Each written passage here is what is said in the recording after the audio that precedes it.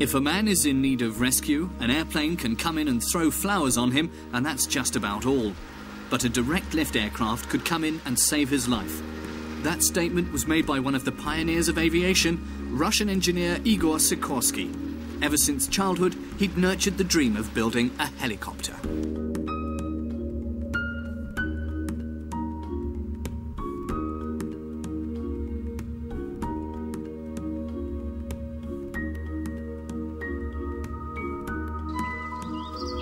But many years were to pass before Sikorsky succeeded in developing an aircraft that could hover like a hummingbird. Igor Ivanovich Sikorsky was born in Kiev on May the 25th, 1889. He studied at the Military Naval Academy in St. Petersburg and later at Kiev Polytechnicum. By 1910, Sikorsky had already developed his first two rotary airfoil aircraft, but the engines he used were not powerful enough to lift them off the ground.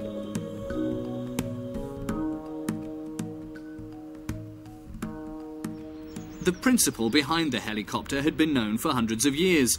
It is documented that in China in the 4th century BC, there was a child's toy that already bore a close resemblance to a helicopter. 3 birds' feathers were attached to a wooden stick. When the stick was spun between the hands and released, it soared upwards. Children today love this toy, but just why is it able to fly? When an airfoil moves through the air, it divides the airstream into an upper and a lower part. Air, in fact, circulates around the airfoil. Under the airfoil, it flows against the outer airstream. Above the airfoil, it flows with it. The different flow speeds resulting from this have an effect on the air pressure. The air pressure above the airfoil is less than that below it. This produces the lift necessary for pulling the airfoil upwards. Angling the airfoil increases the lift.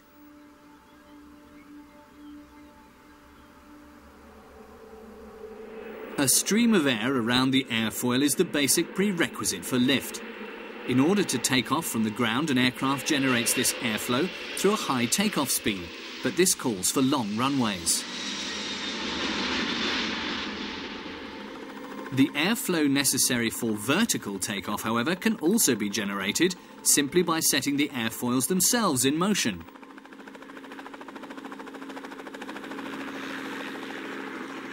Leonardo da Vinci was already aware of this principle. Around 1483, he developed his helical air screw. It is regarded as man's first attempt at building a helicopter. This study inspired the design of many other rotary airfoil aircraft, but none of them proved viable. In the early 1920s, many of the pioneers of aviation tried to build a helicopter, but all attempts at vertical takeoff ended in total failure.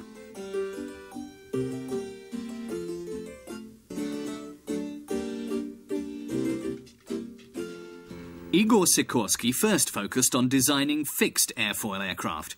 He developed multi-engined aircraft for the Tsar of Russia, which were also used as bombers in the First World War. In the aftermath of the October Revolution, Sikorsky was forced to flee to the United States. At first, life was hard, but as early as 1923 he set up the Sikorsky Aero Engineering Corporation, later renamed the Sikorsky Manufacturing Corporation, on a former chicken farm near Roosevelt Field on Long Island. In the years that followed, Sikorsky built large flying boats, among them the VS-44, the first passenger aircraft to make a non-stop flight across the Atlantic possible.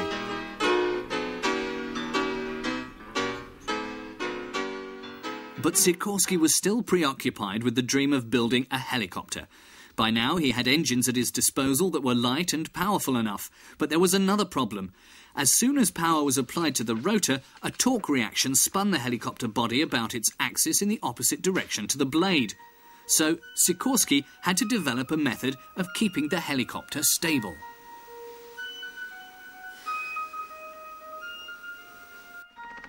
The world's first successful helicopter, the Focke-Wulf FW-61, combated the problem of torque with 2 counter-rotating rotors located on each side of the aircraft.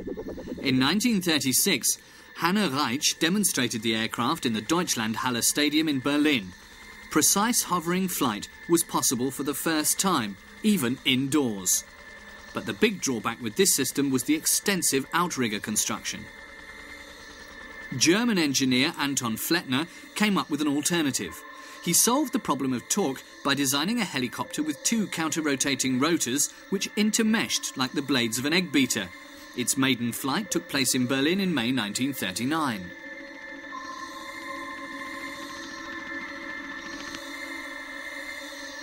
But Sikorsky had another idea. He hoped to stabilise his helicopter with a small tail rotor, which would pull against torque reaction and hold the helicopter straight. After a lengthy development phase, on September the 14th, 1939, the VS-300 lifted just a few centimetres off the ground. This successful test opened the door for the design of further control and propulsion systems.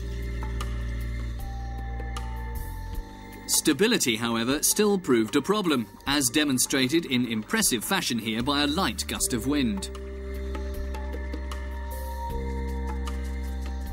Sikorsky pushed ahead with his research until he was finally satisfied. On May the 6th, 1941, he took off on an attempt to break the world record for continuous flight in a helicopter. This was still held by the Focke-Wulf with a time of 1 hour 20 minutes.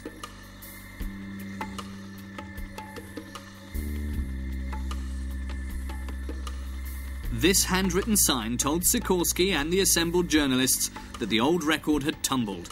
After 1 hour, 32 minutes and 26 seconds, he landed with 10 litres of fuel still left in the tank.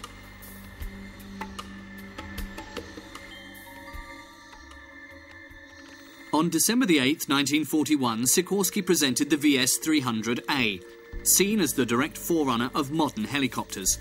It wasn't the first successful rotary airfoil aircraft, but it was the first to be controlled in line with the principle that's still customary today. It's a principle that gives helicopters like this exceptional flight characteristics. They can take off and land vertically, fly forwards, backwards and sideways, climb and descend vertically, hover and rotate about their vertical axis.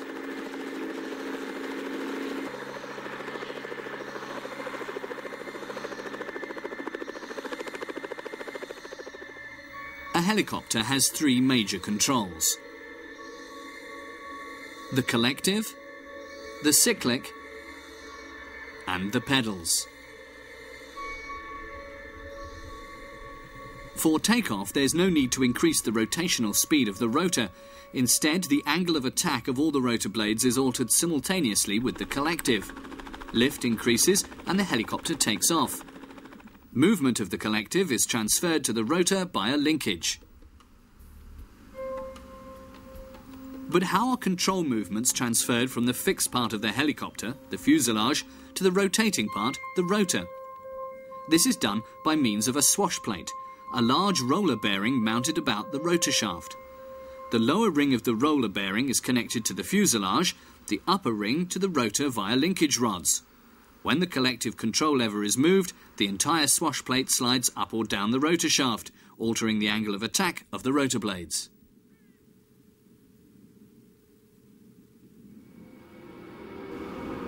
To fly in a certain direction, the rotor disc, the circular area defined by rotation of the blades, is tilted to the appropriate side by means of the cyclic. This enables the helicopter to fly sideways or backwards while its nose still points forward.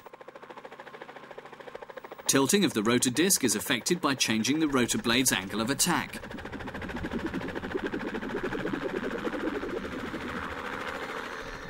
In forward flight, for instance, in forward rotation, each blade has a narrower angle of attack, so it generates little lift. But in rearward rotation, each blade has a wider angle of attack and thus provides substantial lift. As a result, the retreating blade rotates on a much higher plane than the advancing blade. This produces a forward inclined rotor disc, so in the course of one rotation, each blade is given one wide and one narrow angle of attack.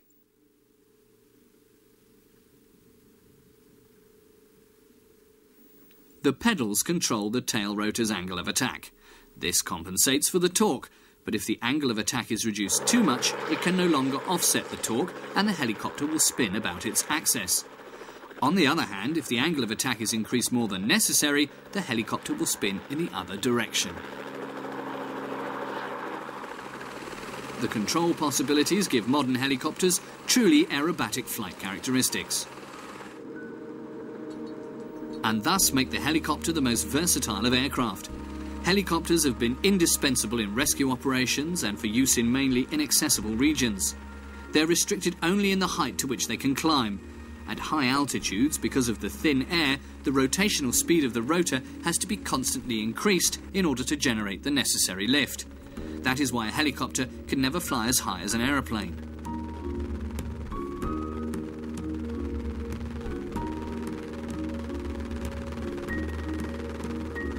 The current altitude record for a helicopter is just under 13,000 metres. Another drawback with the helicopter is its limited speed. It can't fly as fast as an aeroplane. Maximum speed for most types is around 250 kilometres an hour, although some combat helicopters can reach 340 kilometres an hour. The reason for this is to be found in the movement of the rotor. Seen from above, one rotor blade advances towards the nose at a certain speed, while the other blade retreats towards the tail. In addition to the rotational velocity of the rotor blade, there is also the flying speed of the helicopter.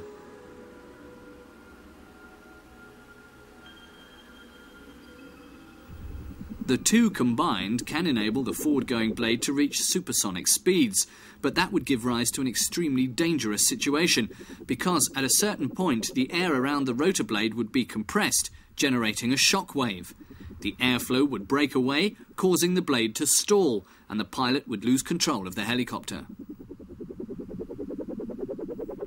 Yet, through their versatility, helicopters have proved their value, with the military too.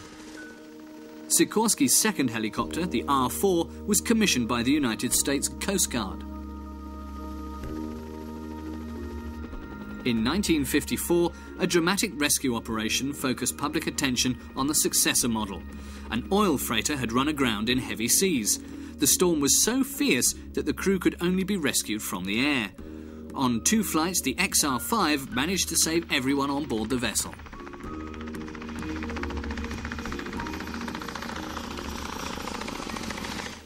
Igor Sikorsky developed a large number of helicopters and played a major role in technical developments in this field. After offsetting the torque problem by means of the tail rotor, he began to build bigger and bigger helicopters. 1954 saw the maiden flight of the S-58 Choctaw, which could transport up to 14 people. It became famous under the name Seahorse. One of Sikorsky's most famous helicopters was the S-61. More than 1,100 were built. 1958 saw the introduction of the first Sikorsky helicopter that could land on water. With the Sky Crane, Igor Sikorsky finally ended his active career as a designer, but he continued to serve his company as a consultant for many years.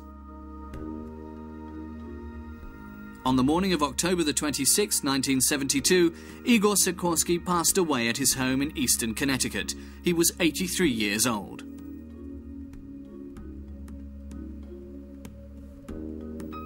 Well over 1 million people in danger have been rescued by helicopter. Sikorsky's vision of developing an aircraft that could help people in need has become a reality.